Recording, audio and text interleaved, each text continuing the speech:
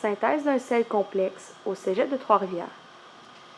Aujourd'hui, on fera comme manipulation la fabrication de l'oxalate de fer 3 et de potassium trihidraté. Cette synthèse-là va nous donner des beaux petits cristaux de verre comme à l'écran. Cette synthèse va se faire en 3 étapes. Ça va être super important de suivre chacune de ces étapes-là à l'aide de votre cahier de laboratoire.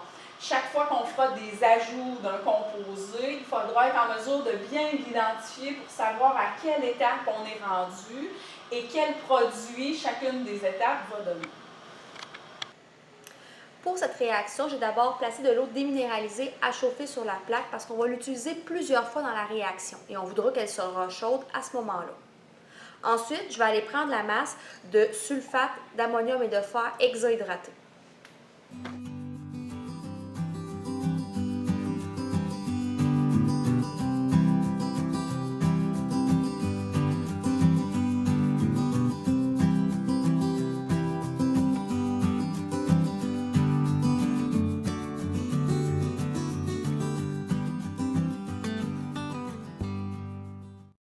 Puis, nous allons prendre 30 ml d'eau déminéralisée chaude pour bien dissoudre ce sel.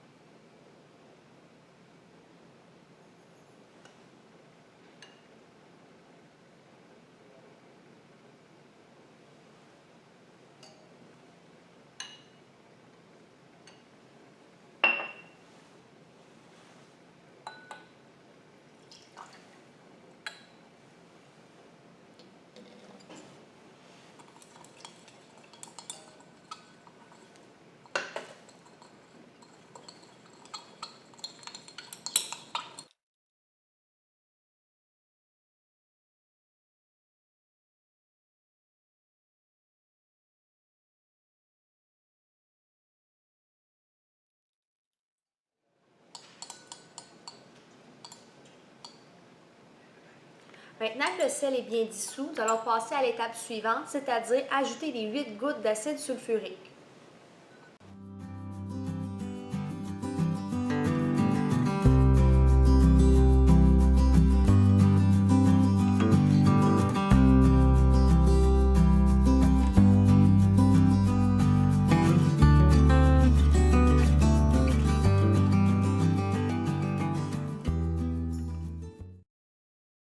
Nous allons ajouter 25 ml d'acide oxalique.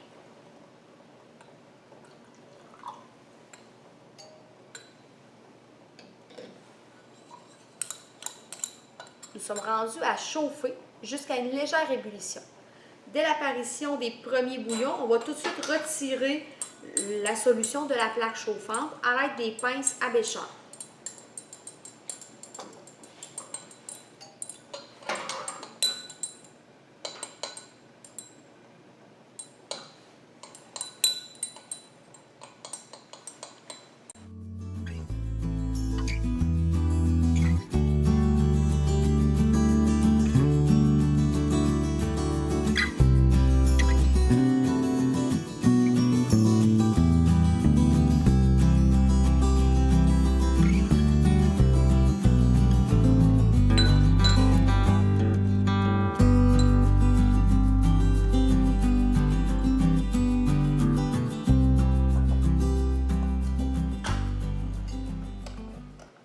Donc, on va laisser déposer le précipité jaune au fond du bécher. Nous sommes maintenant rendus à la décantation puisque le solide est bien déposé au fond du bécher. On fait attention pour perdre le moins de solide possible.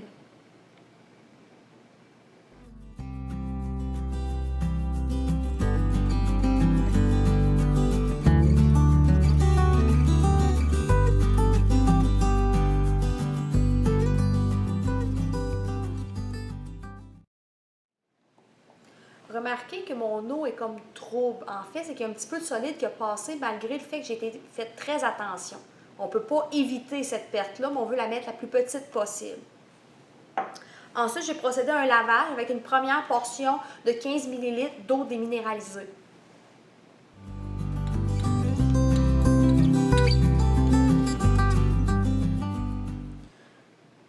laisser le solide se déposer à nouveau pour ensuite décanter. Donc, comme le solide est déposé, on va faire notre deuxième décantation.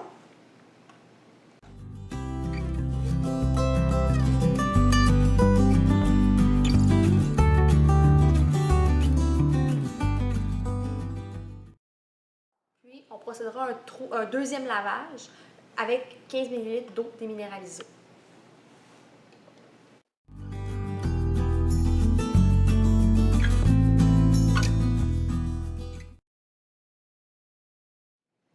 Et la troisième décantation.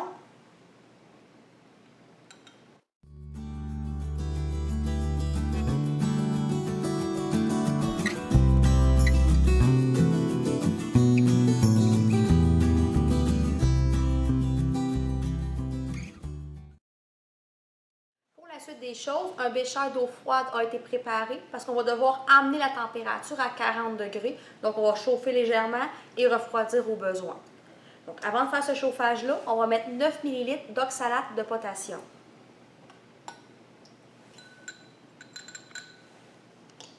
On va utiliser le thermomètre pour bien mesurer la température.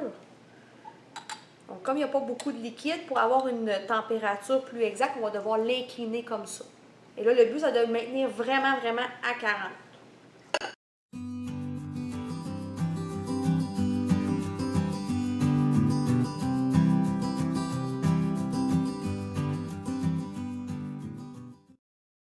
Une fois le 40 degrés atteint, ce qu'on va devoir faire, c'est ajouter 9 ml de peroxyde d'hydrogène.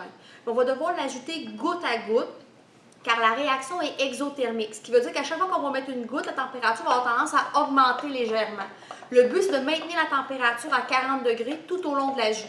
Donc, on va devoir jouer avec la vitesse d'ajout de ces gouttes-là pour maintenir la température à 40 facilement.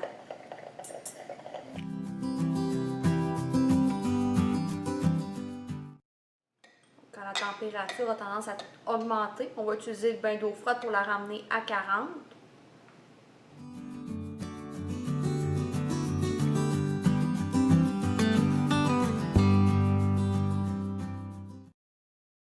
À mesure que la réaction progresse, c'est de moins en moins exothermique. On peut donc faire des ajouts plus rapidement pour maintenir notre 40 degrés.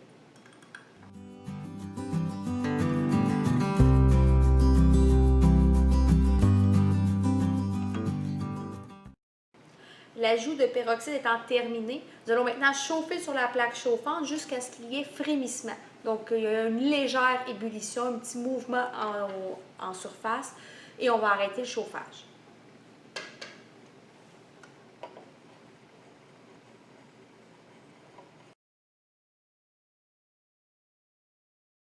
Le chauffage est terminé, on a notre petit frémissement, on va donc le retirer de la plaque.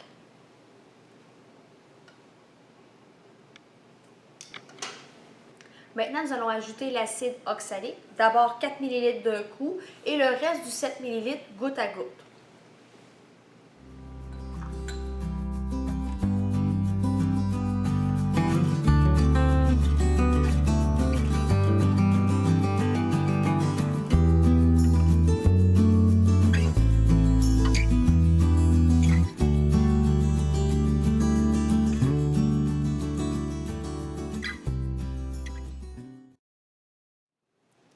Et voilà, il ne reste qu'à faire le chauffage final et le transférer dans le bécher, qu'on va conserver cette solution-là pendant une semaine avant de voir les cristaux qui vont s'être formés.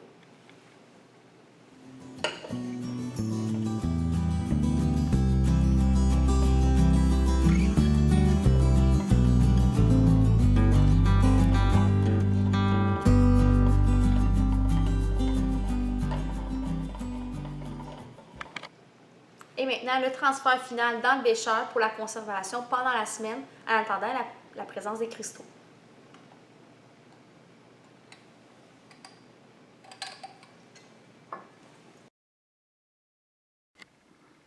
Voilà maintenant une semaine que nos cristaux se sont formés. Tout ce qu'il nous reste à faire, c'est une filtration, sécher à l'étuve ainsi que la peser. Mais avant, observons notre cristallisation. Les beaux cristaux d'oxalate de fer et de potassium se sont formés, sont de couleur vert, mais remarquez aussi le liquide vert au-dessus.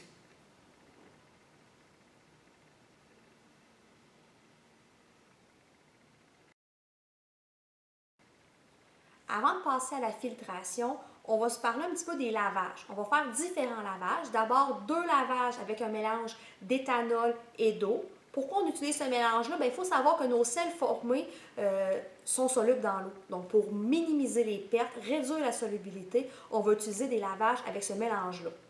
Ensuite, notre dernier lavage sera fait avec de l'acétone. Pourquoi l'acétone? Bien, l'acétone sèche très, très rapidement, donc ce sera facile de sécher à la fin, mais en même temps, nos cristaux formés ne sont pas solubles à l'intérieur. Donc, allons-y avec notre filtration.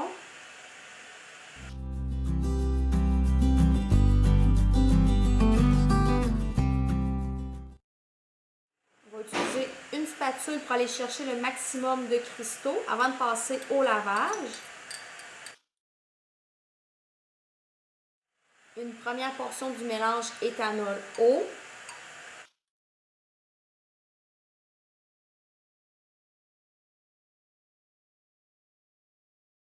Évidemment, on va aller chercher le plus de solide possible, mais il faut quand même comprendre que ça se peut qu'il en reste sur les parois.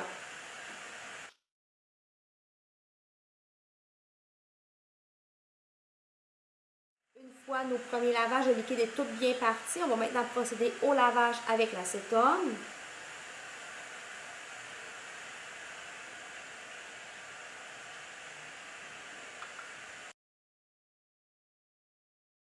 Maintenant, on va laisser la pompe à vide fonctionner pendant environ 2 minutes pour que ça sèche le plus possible sur la table parce que nos cristaux sont aussi sensibles à la chaleur. Donc, l'étude sera mise très basse, environ à 80 degrés, et on ne les mettra vraiment pas longtemps. On parle de 3-4 minutes maximum pour pas qu'ils se décomposent à la chaleur. Pendant le temps de la filtration, le temps qu'elle se termine, nous allons aller peser le verre de montre qui servira à récupérer nos cristaux.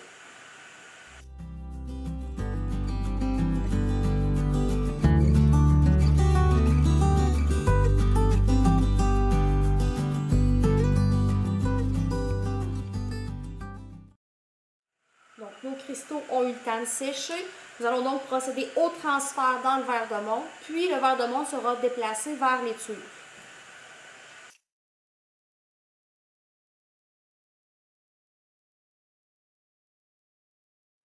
Le papier filtre n'est d'aucune utilité, donc on ne le mettra pas à l'étui pour cette fois-ci.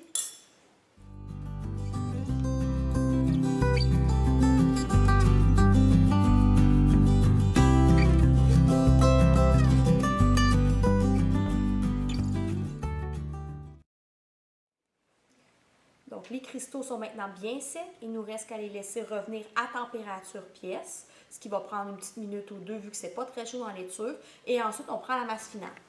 Nous allons maintenant prendre la masse finale.